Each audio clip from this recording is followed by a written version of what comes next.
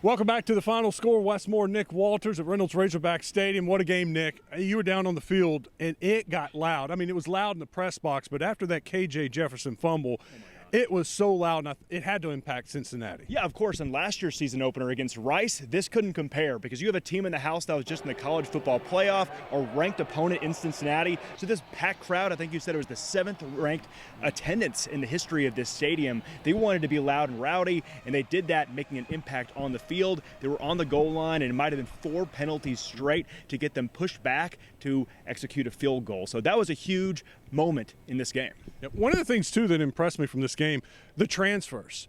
I counted 8 transfers that played in this game, and they all 8 made plays of some sort, whether it was the interceptions, the sacks. They had several sacks from the guys who transferred. Brini comes in at safety and does a good job. The receivers all made contributions. Of course, Hazelwood with the touchdown.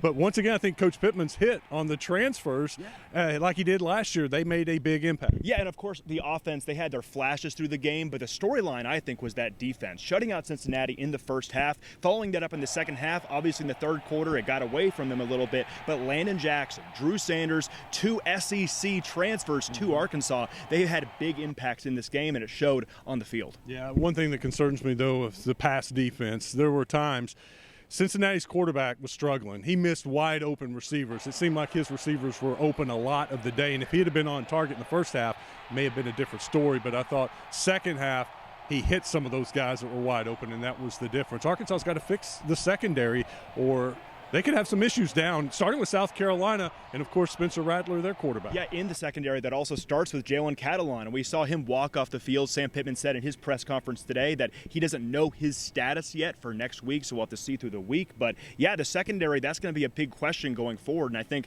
for a Razorback fan looking at this game, the big bright spot and the pro you can take away from this game is that pass rush, because that's against the Cincinnati offensive line. That's no joke. And they got to the quarterback. So Cincinnati's quarterback, he had his issues through the game. But you can't complain about that pass rush for the Hogs tonight.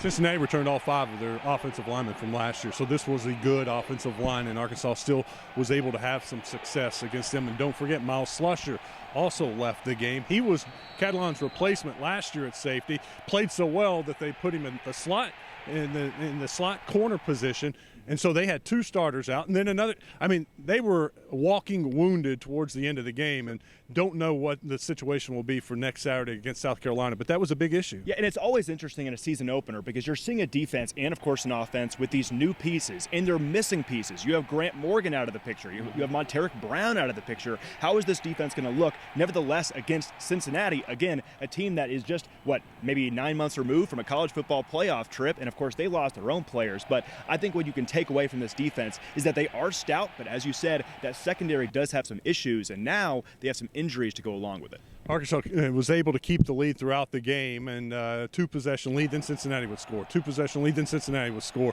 They scored. Arkansas gets the ball back with 5:49 to go in the game.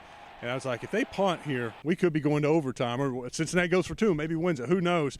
But Arkansas ran out the clock. You're a former offensive lineman. You had to love that. I mean, that is awesome. That is the way to finish out a game right there. 5 minutes, 49 seconds. They know you're going to run it, and you still pound it down their throat and get first down after first down. That was huge and impressive. And, of course, Sam Pittman, he's an offensive line coach by trade. You can just tell by the face in that presser that he was so proud of that group. Again, like Wes said, 5 minutes, 40 seconds left, and to contain that defense, hold the ball for the rest of the entire game. KJ getting those tough yards, putting his body on the line, and there was that crucial 3rd and 1 that if Arkansas does not convert, who knows, Cincinnati might have had 1 minute left to go to march the field and possibly force overtime. So that was a huge momentum shift right there to continue to march down the field, and what a sign for that offensive line doing so.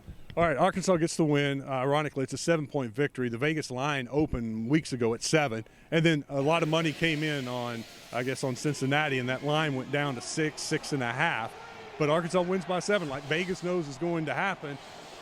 Arkansas a little bit ranked a little bit better than Cincinnati to me. They did what they were supposed to do. They won at home. How would you grade this team after beating Cincinnati? I would grade this win maybe a B+, because I think if you're going to talk about an A, we want to win against Cincinnati that the entire state's going to be screaming the SEC chant, right? A 20-plus point win against a Cincinnati team that just 9 months ago was blown out at AT&T Stadium by Alabama. So that didn't happen tonight. It was just a 7-point win, but still for an Arkansas team that's still on the come-up maybe, and they're not in that tier of a Georgia. You can't expect a blowout win over a team with the caliber and the coaching caliber of Cincinnati. But I think for this program as a whole, when you have those pieces that are missing from this team, and now you're getting into a new momentum with this team, I think that this was a solid win. I'll give it a B+.